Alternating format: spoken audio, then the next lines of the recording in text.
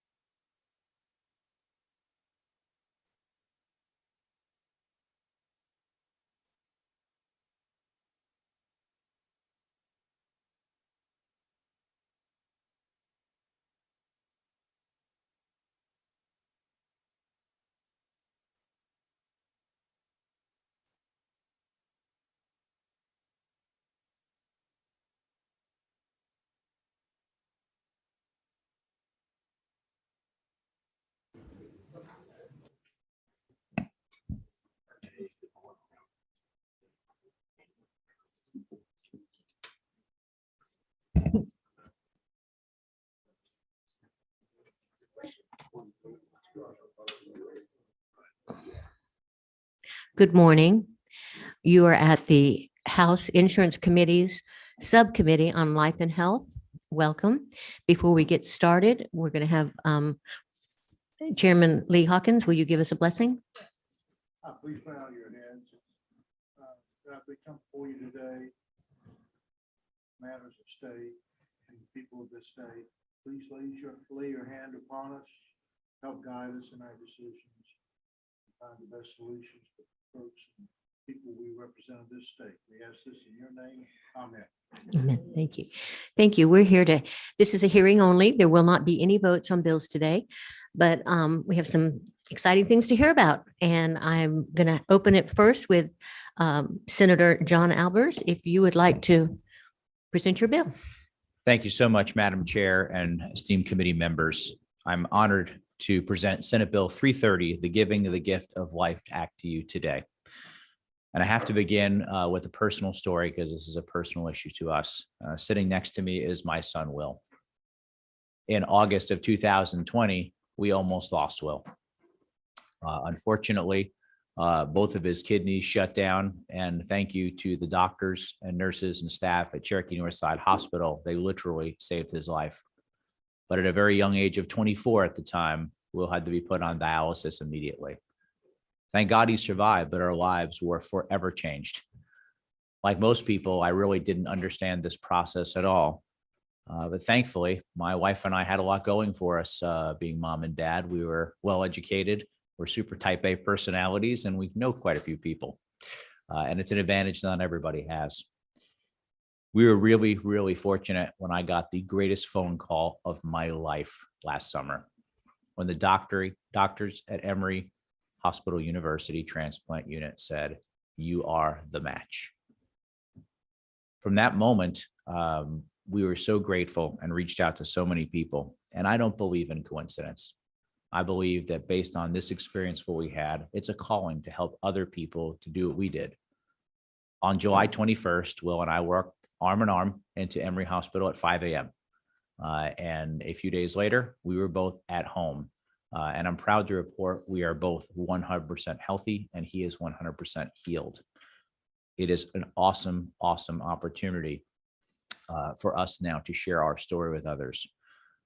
There are a lot of people who are on the transplant list, whether it be for a kidney or for a liver or a host of other things, whether it be a living or deceased organ donor. This process is aimed to do one thing overall. I want to get that list down to 0. And if we do that, we will save thousands of people's lives. And we can do that together. And this will be probably one of the few times I'll ever be able to come before you and say, not only are we going to save lives, we can actually save money at the same time, which is pretty extraordinary. There's going to be several people who will talk here today, but I'm just going to give you a quick overview. Back in the summertime, we kept this very private. Will said to me, he said, "Dad, why don't we put this out so other people might be aware or pray for us?" 13.5 million people all over the world, on every continent, from every major religion, reached out to us. We got hundreds of thousands of messages and comments from folks on the wall in Jerusalem praying for us, in St. Peter's Basilica, in a mosque in the United Arab Emirates, in a Buddhist temple in India, every state and every country you can think of. It was humbling and overwhelming, but I also got connected to people who had been through this, who helped give us some advice and counsel. And now we're doing that for countless other people helping out. The organizations that have been involved in creating this bill are so numerous, I cannot name them all.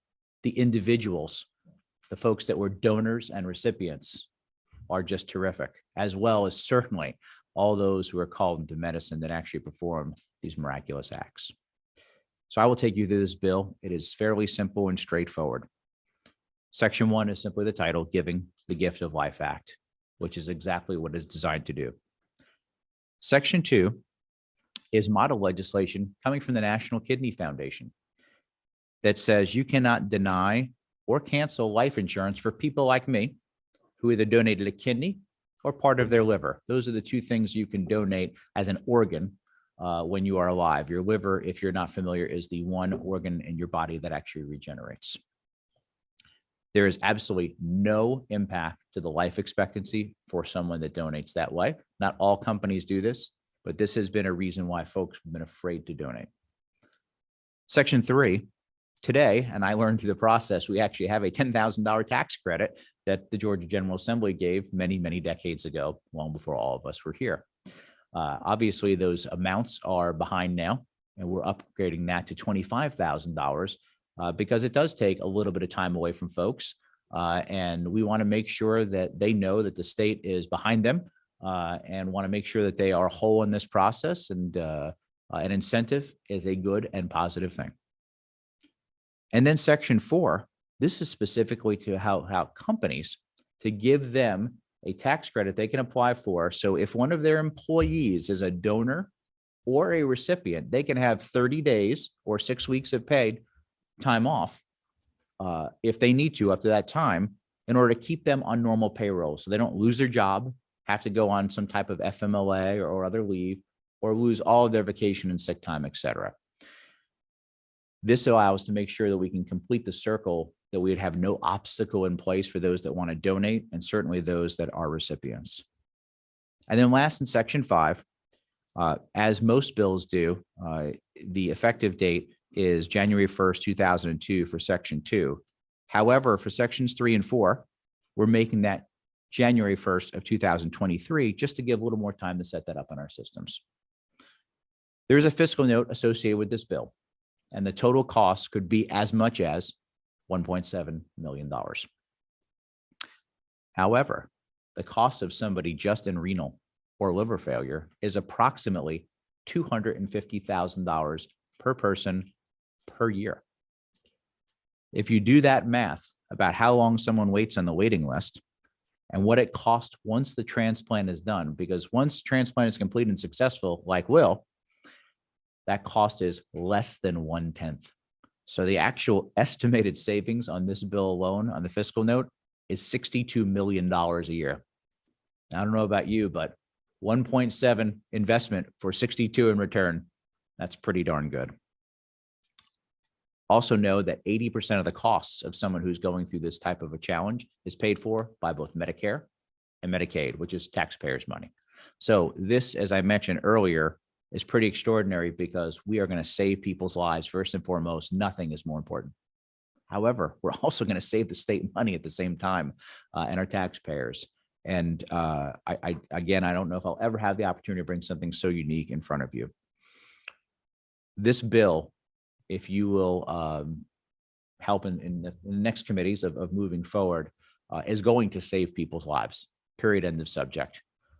It's going to encourage people by inspiring the donors and ultimately giving hope to those who are in need of a transplant.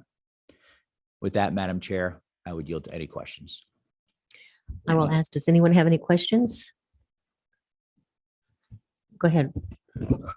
Thank you, Madam Chairman, and Senator Alberts. I appreciate you bringing this bill, and I apologize. This is the first time I've had an opportunity to sit down and look at it. You mentioned the fiscal note. It's not in my file folder. Has that been shared with the committee? I don't have it here either. I have a copy right here. I'm sorry if it didn't come over with the bill. Could follow question for the chairman. Is this hearing only today? Or It's hearing only. This is okay, hearing it only. gives us time to talk look about at it because in a laudable concept and a wonderful story. And you know, my wife and I were praying for both you and your son, as well as the rest of the folks up here. But in effect, a lot of this is a tax bill. Would you not say? I mean, as far as fiscal note and all that, I'm just curious why it didn't originate in the House, the Ways and Means Committee. Well, as you can see, because it's coming through the insurance committees, because the primary driver is insurance, and because the revenue is actually extraordinarily positive as opposed to negative, I believe that's why I came through that process. And I have worked with folks in both chambers to assure that we're comfortable with the bill. Super. Again, laudable idea, and love to know more of the details, but especially be interested in the fiscal note. Yep. And I will hand that to you in just a moment. Super. Thank you. Representative Hawkins. This is not a question, but just a comment. Thank you, John and Will, for all the work on this. I know that you've been through a lot. I watched your journey on the television programs, and our family also was praying for yours. But I really appreciate all the work on this. It'd be much easier just to have it done and then, you know, go away and live life. And thank you very much for this bill, for both of you being here. Appreciate it. Thank you so much. Are there any other questions from the committee? Okay, we do have several people that want to speak to the bill. Tim Kibler. On the next bill, okay. Let's see, Michael Colo, And Madam Chair, if I could I ask my son, we'll just say a word before Michael comes up? Would that be please, okay? please do. Good morning, everyone. How are you? Well, thank you for letting me be here. It's been an interesting process, and thank you all for letting me speak in front of you. Like my dad said, I am 100% back to normal, and I'm very grateful for that. But the reason this means so much is I'm back to normal so quick because I'm lucky and everything fell in line. So from diagnosis to getting this transplant was 11 months. And if you speak to a doctor or anyone else, that's unheard of. You know, I was diagnosed, had about 9 surgeries, you know, got on the transplant list. He got approved, had the surgery in less than a year. So although it's a terrible story, if you talk to a transplant or someone going through that process, they wish they had mine, as terrible as it is. You know, I'm here because I've never lived more than 30 minutes away from Emory or the best doctors. I never went to sleep thinking, will I be able to pay the bills? I got to keep my job and I had insurance. So we just want to recognize that, and we want to give everyone else the same opportunity. So thank you. Thank you for sharing your story this morning. Okay, Michael Ready. Lolo, if you'll come to the podium. You can go right there. Thank you. Good morning. I want to thank the Georgia Life and Health Subcommittee and Senator John Albers for inviting me to speak for a second time in support of Senate Bill 330, Giving the Gift of Life Act. My name is Michael Lalo, and I am president of the National Kidney Donation Organization, the largest living kidney donation advocacy organization in the country. I'm also a member of the American Society of Transplants Community Advisory Council. On December 19th, 2018, I became a Good Samaritan donor when I donated my kidney to a stranger while working as a detective in the NYPD. Today, as we sit here, there are 116,884 people on the wait list, the national wait list, waiting for a life-saving organ.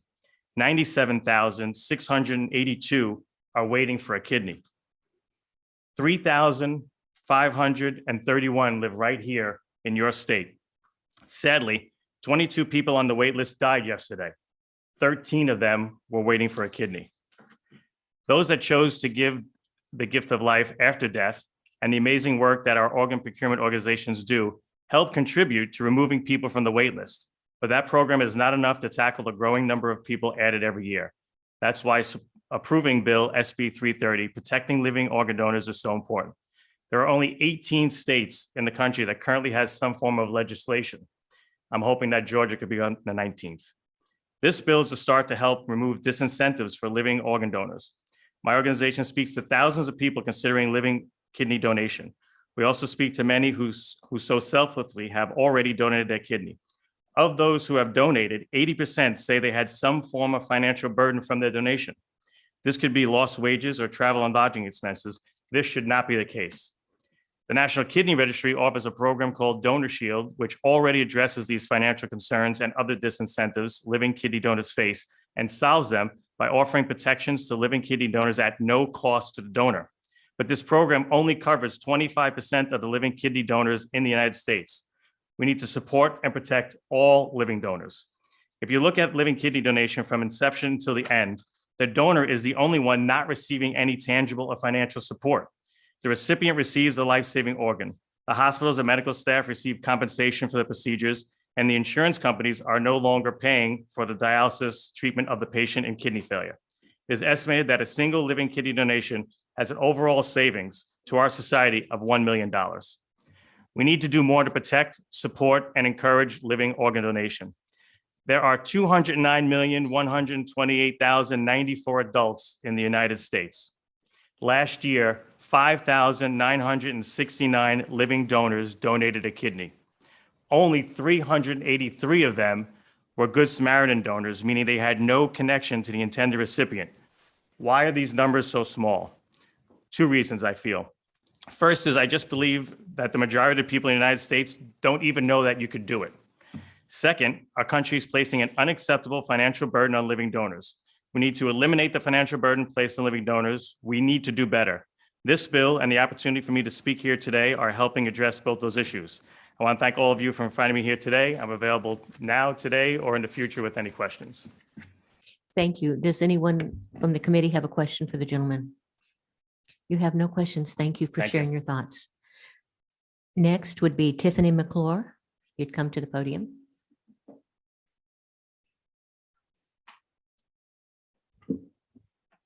Good morning. I'm not a politician, not a president of a kidney foundation.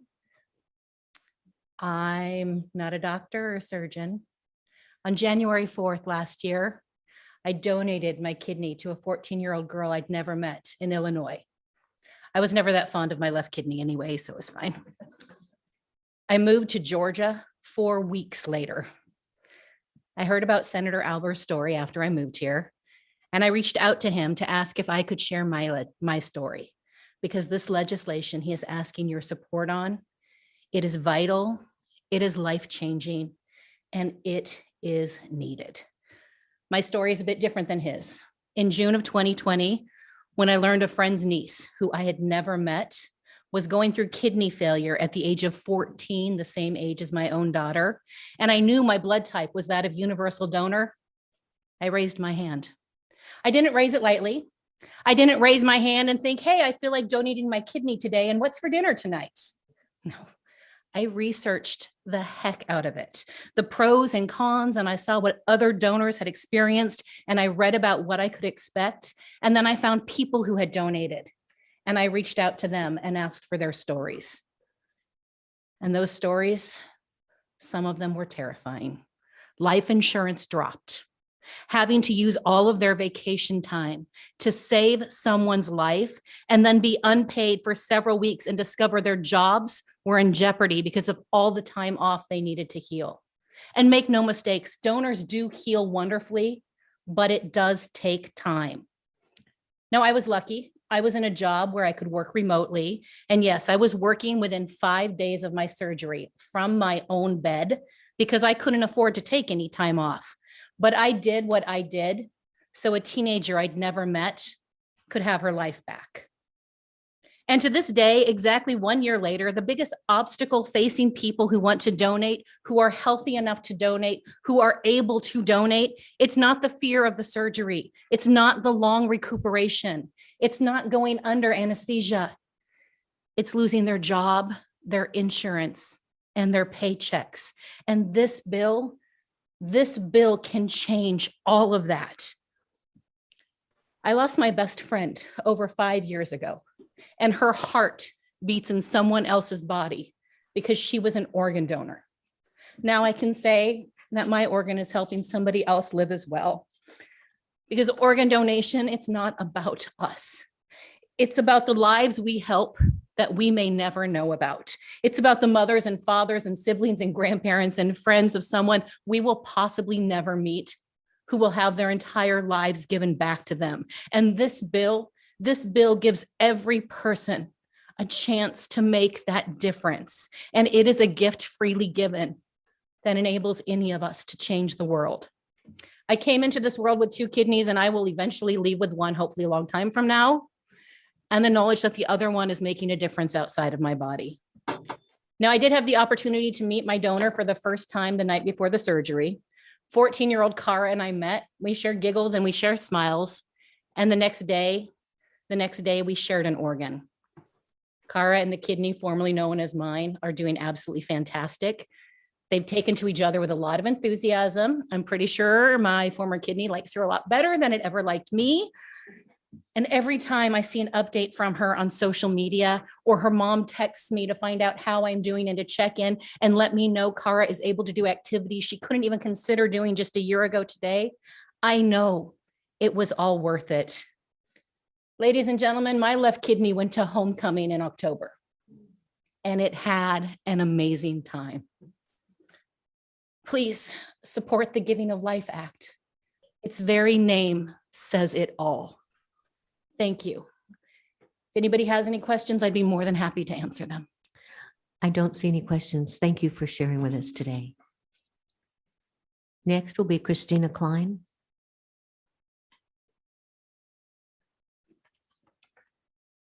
Good morning. My name is Dr. Christina Klein. I'm a transplant kidney doctor. I'm the medical director of the kidney pancreas transplant program at Piedmont. And I'm very honored to represent the transplant community in the support of the Giving the Gift of Life Act. And I just wanted to start by saying that our state has an amazing history of excellence in transplant. From a kidney transplant perspective, which this act would most greatly benefit, over 800 kidney transplants were done last year in our state, with Piedmont and Emory University hospitals within the top 10 of programs by kidney transplant volume. And in terms of living donation, approximately 20% of our kidney transplants are done from living donors. So this amounted to 176 kidneys last year. Our state uniquely has programs such as the Georgia Transplant Foundation, as well as support from paired kidney donation programs such as the NKR that help to support potential organ donors and recipients achieve transplant. So with this history, I think it's fair to ask, why do we need to increase support for living donor transplant? And the first and foremost reason is because transplants are literally life-saving. So by donating a kidney to his son, Senator Albers literally added decades of life to his son's life expectancy. And I think that that is the most important thing to remember today. The second reason is because demand still greatly exceeds supply. So if you look nationwide, and from the statistics that you've heard earlier today, we transplant fewer than 50% of people on the kidney transplant list annually in our country, and the situation is worse in Georgia. If you start dialysis today, just the average person starting dialysis, 60% of those individuals are dead at 5 years after starting dialysis. So there is a very small window of opportunity to actually achieve a transplant. And in some areas of the country, and for certain people with blood types such as O and B, the wait can exceed 5 years. So you could say, how am I going to get a transplant from a deceased donor if my mortality at 5 years is 60%? I want to speak a little bit about liver transplant candidates. Although I'm a kidney doctor, I'm very closely aligned with our liver transplant program. And liver candidates are allocated organs based on the MELD. So that's the Model for End-Stage Liver Disease formula. And it does describe to some extent the degree of sickness of the liver transplant candidate. However, not all elements of illness are captured within the MELD. And when organs are allocated according to MELD, it means that you actually have to get sicker in order to be higher up on the list. And the sicker you are, the more likely you're going to die while you await a transplant. So if you had a loved one that had liver failure and you knew that they actually had to get sicker to the point that they were at high risk of death in order to even get an organ allocated to them, and you could donate a liver and avoid that problem, wouldn't you want to do that? The next thing is that living donor transplants function better and last longer. So living donors are very carefully screened, and people that have conditions that would exclude them from donation, such as high blood pressure or diabetes that are associated with kidney disease, we don't allow them to donate. So for a kidney donor, despite giving up one of their 2 kidneys, they actually have a significantly lower chance of needing dialysis than someone in the general population with 2 kidneys. That's amazing. And I think that this does speak to the importance of protecting things like life insurance, because these are healthy people. They do not have medical conditions that would put them at higher risk during their lifetime of an organ kidney disease. Because living donors are healthy individuals, a kidney from a living donor can last up to twice as long as a kidney from a deceased donor. So to put that into numbers, if you were in need of a transplant, kidney transplant, and got a kidney transplant from a deceased donor, you could expect on average to enjoy that transplant for only 8 years. Okay, this is not a permanent treatment for kidney failure. If you got a kidney from a living donor, that kidney could last 12, 15, or up to 20 years, depending on the age of the donor at the time of donation. So this is obviously a huge benefit to the recipient, but also to our healthcare system as a whole, because as you've heard, dialysis is extremely expensive. And the longer a transplant lasts, the longer that person is off of dialysis and costly to the healthcare system as a whole.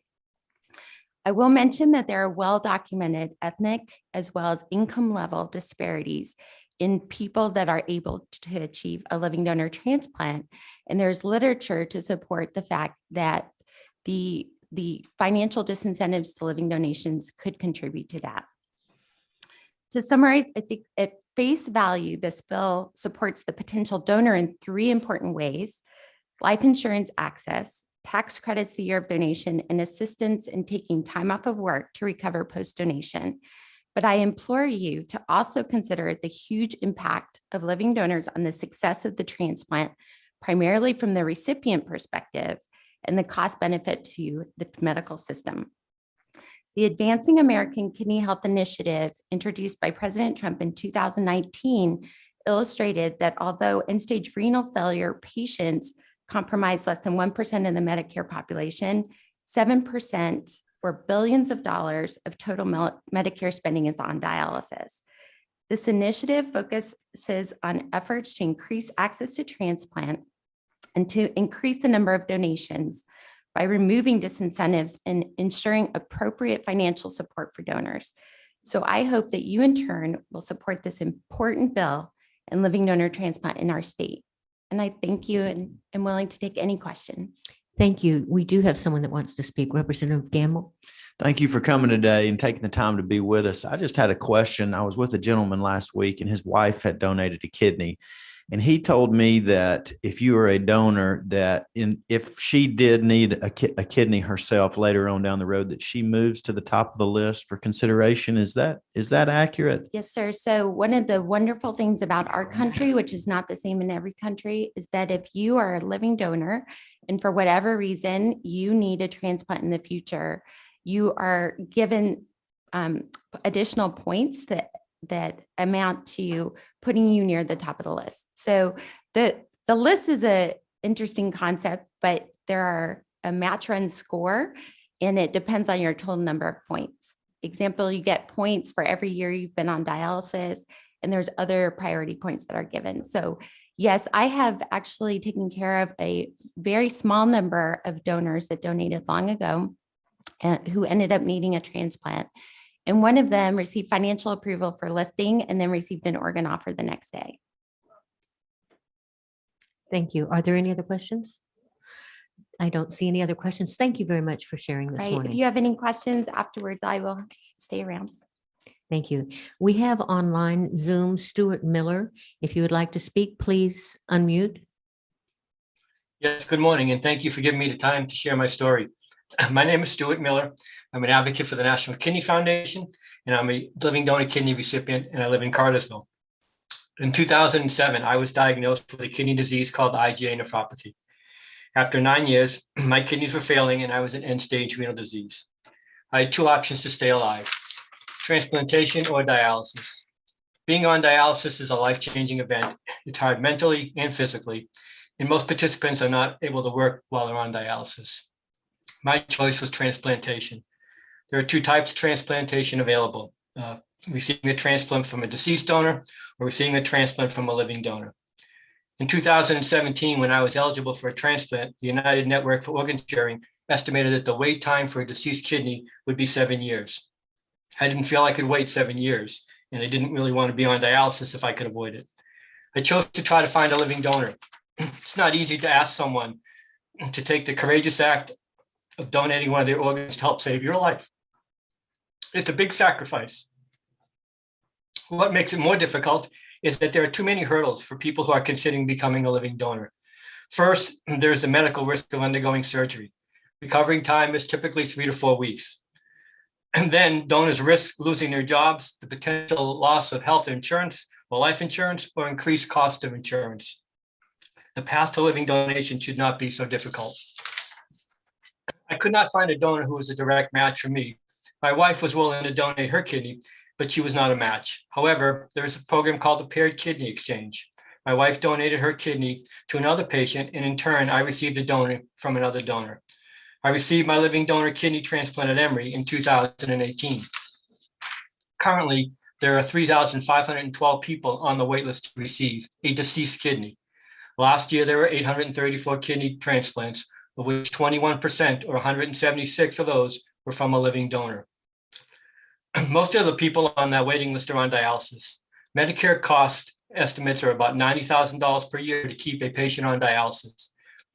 In addition, Medicare estimates it's about $38,000 a year to keep a transplant patient on Medicare. We need to do all we can to encourage more living donors to save lives. Last year, 254 people died in Georgia waiting for a kidney transplant. In the end, I was very lucky. I received my living donor transplant. Without that transplant, I would not be here to share my story. I would urge you to support the bill, and I'm happy to answer any questions for anybody. I don't see any questions, and we thank you for sharing your story with us. Thank you. I don't see, are there any others that want to comment on this? Yes, please come to the podium. Identify yourself.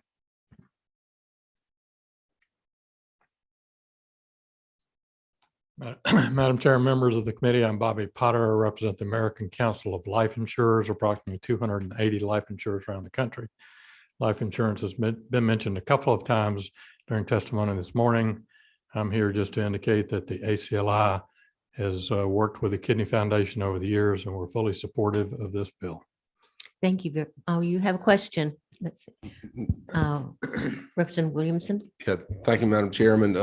Mr. Potter, I know that you represent, as you just described, the life insurance industry, and I too had a background in property and casualty and life insurance. I'm not in that industry anymore, but to the best of my knowledge, you cannot cancel for any reason a life insurance policy after 2 years. And it would astound me that anyone, even after the application period, if they, I guess my question is, are you aware of any life insurance contract ever being canceled because of an organ donation?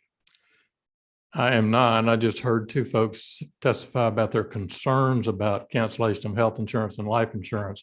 So that was the only reason I rose, to indicate that the ACLI has been dealing with other organizations and are supportive of this.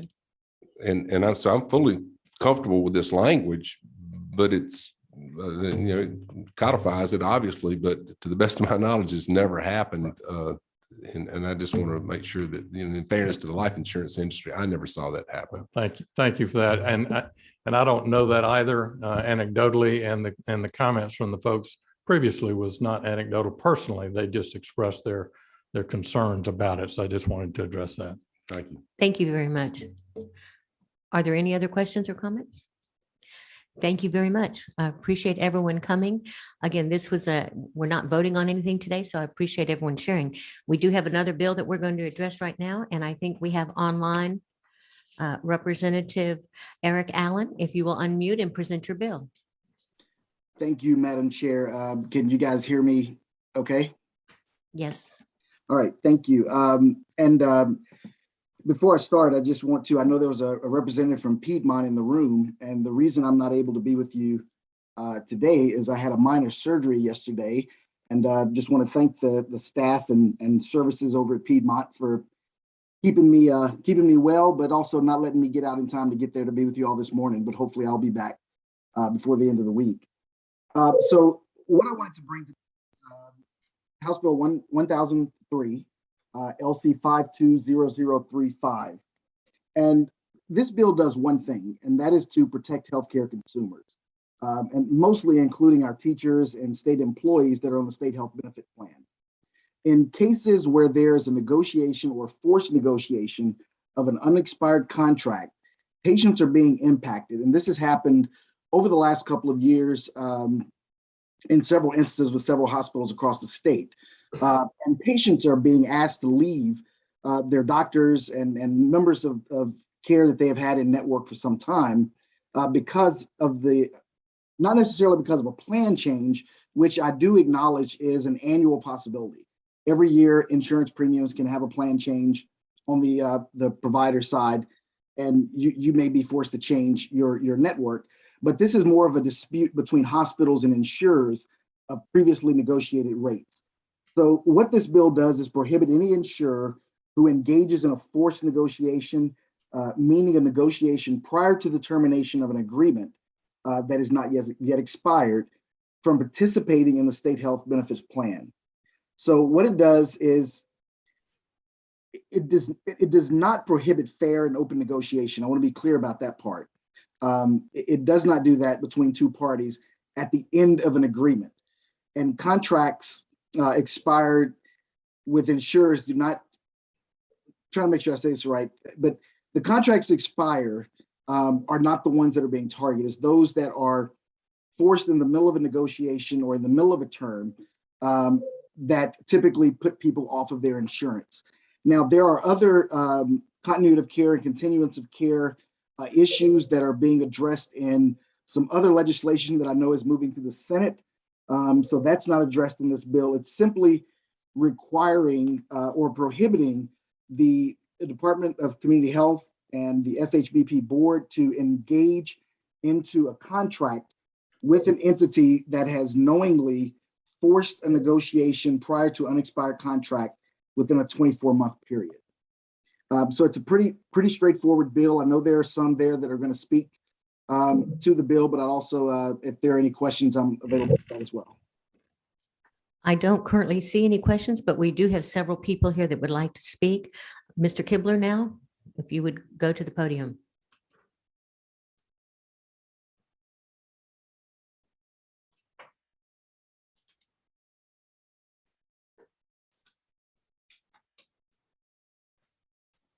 Thank you, Madam Chair. I am Tim Kibler with the Georgia Alliance of Community Hospitals. That is Georgia's not-for-profit hospitals. We're very supportive of the effort that Representative Allen is undertaking to try to and reduce the likelihood that Georgia patients, Georgia consumers, will be caught up in a battle between contracting parties in a disagreement. Unfortunately, the real losers when these disagreements occur are the patients who lose their access to the physicians that have been treating them for some period of time. And in fact, I was struck during your hearing on the last bill, what, young Mr. Albers was blessed to have his transplant completed within 11 months. What if his insurance company had gone out of network with the provider a week before he was supposed to have his transplant? What would that have done to their family in the situation that they would have found themselves in? And unfortunately, that is a situation far too many Georgians are finding themselves in. These sort of contractual disagreements are not new, but what has been growing over the last few years is that the insurer will leave without a contract. Typically, when the contracts were on the cusp of expiring, there would be some way to find middle ground. That is becoming less and less the case. And in fact, we've had multiple major systems go out of network over the course of the last 6 to 8 years, including, and it's particularly harmful in counties where there is only one hospital. So it's not just that you're not allowing a person to see their physician of choice, you're also driving them to another location. You're adding a transportation burden in their efforts to treat their chronic, to treat a chronic disease or just see their regular physician. And so, counties like Hall County, Bartow County, Walton County, Thomas County have one hospital and one alone. You would have to, if a insurance company goes out of network with the local hospital, all of a sudden you must leave the county for service. And that is certainly, in our view, not in the best interest of the patients. We applaud Representative Allen's attempt to try to reduce the likelihood that these things happen by creating sort of an incentive for them not to happen, and would urge the committee to work with him to move forward to create some incentives to reduce the likelihood that our Georgia patients will struggle for access to the appropriate care. I think many of you heard Dr. Jean Summer from Mercer, the appropriate care at the appropriate place at the appropriate time. Well, closest to home is the most appropriate place in most of the instances. So we very much appreciate Representative Allen bringing forward this bill, and would urge at the proper time for the committee to work together to move an idea like this forward. Thank you very much. I'll be glad to take any questions if there are any, Madam Chair. I don't see any at this time, and I appreciate your sharing your thoughts with us. Thank you. That is who has been on the sign-up sheet, but we have others that would like to speak. If you would come to the podium introduce yourself and where you're from and who you represent, and feel free to have a comment. Chairwoman Taylor, Chairman Lumsden, members of the committee, thank you for granting us time to share with you today. My name is Brandon Reese, and I'm the Executive Director of Government Relations with Wellstar Health System. I have with us today Miss Barbara Corey. She's our Senior Vice President of Managed Care and would like to share some thoughts with you. Thank you. Good morning. I'd like to thank Chairwoman Taylor and the members of the Life and Health Subcommittee for the opportunity to speak with you here this morning. As Brandon said, my name is Barbara Corey, and I have the privilege to serve as the Senior Vice President of Managed Care at Wellstar Health System. I come before you today to express our continued support for House Bill 1003, which will benefit patients, families, and healthcare providers across the state. This legislation upholds the most important principle in healthcare: put patients first. This is our calling as healthcare providers and stewards of the resources that enable access to quality care. It is absolutely critical that healthcare organizations and insurance companies have strong collaborative partnerships that are grounded in the needs of patients. Through the important guardrails that House Bill 1003 will put into place, state health benefit plan participants and patients will be able to count on continuity of care instead of worrying if their benefits will change without notice. They will be able to continue longstanding relationships with the physicians and care teams that they know and trust instead of losing important connections because of network changes. They will be able to plan for the future and make choices that are best for them and their families instead of rushing into decisions or questioning what will be covered 6 months from now. And finally, they will have peace of mind in their ability to access quality of care when, where, and how they need it. House Bill 1003 will also bring similar benefits to the healthcare providers and to state health benefit plan. This legislation's provisions will ensure stability and sustainability of the important benefits that the state health benefit plan provides its employees, allowing them to instead focus on providing exceptional service to the state of Georgia and its constituencies. Members of the subcommittee, House Bill 1003 will help ensure that state employees and their families will have seamless, interruption-free access to the quality health care they need, especially after the challenges of the last 2 years. The need for continuity and certainty have never been more important. Thank you again for the opportunity to speak with you here today, and I'm happy to answer any questions. I don't see any questions, and I thank the lady for her testimony. Thank you. I will ask once again, if there are any others that would like to speak to this bill, please come to the podium and identify yourself. Yes, ma'am. Good morning. Thank you, Madam Chair, members of the Life and Health Subcommittee. My name is Jesse Wethington. I am the president of the Georgia Association of Health Plans, which is a trade group representing the commercial health benefits industry in Georgia. My members feel strongly about this bill, and they asked me to come and speak to you all about it this morning. We are in opposition to House Bill 1003 for the main reason that we view it as sort of a lopsided attempt to influence negotiations between two parties. By barring the state health benefit plan from being able to contract with a third-party administrator that's had a termination of contract in the past 24 months, we think you'd only be having the effect of reducing the ability of school personnel, teachers, bus drivers, the folks who are insured on the plan, which is again a self-funded plan. If you look in the budget every year when you approve it, those are other funds that are attached to the Department of Community Health. Those are all premium dollars, either from that employee paying their premium share or the employer share, which of course is part of the overhead of all the public agencies that take advantage of the state health benefit plan. We would also note that the bill doesn't have any sort of reciprocal provision in the instance where a hospital system would decide to terminate a contract before the end of a period with an insurer. So we would ask you to reject this approach. I think there are other ways that we could attempt to address this issue, but tying the hands of the SHBP and preventing them from taking advantage of a particular entity because of a contractual dispute, we don't think is the right path to go. As you've seen this play out in previous couple of years, there's always a large hospital system that'll go out of contract with a health carrier. It seems like that's played out once or twice a year in different parts of the state and different markets. And the ones you read about they're large systems, and it's typically a large carrier.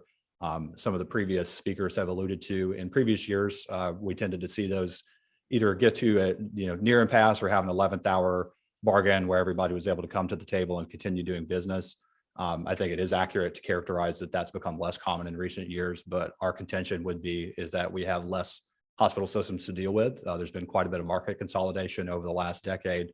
And those big systems are using their bargaining power in the negotiating process. And unfortunately, we've seen that result in more people going out of network rather than coming to those 11th hour deals. We think that's an unfortunate consequence of some other policies that have allowed that consolidation to drive. But we would encourage you not to tie the hands of the state in terms of being able to contract here.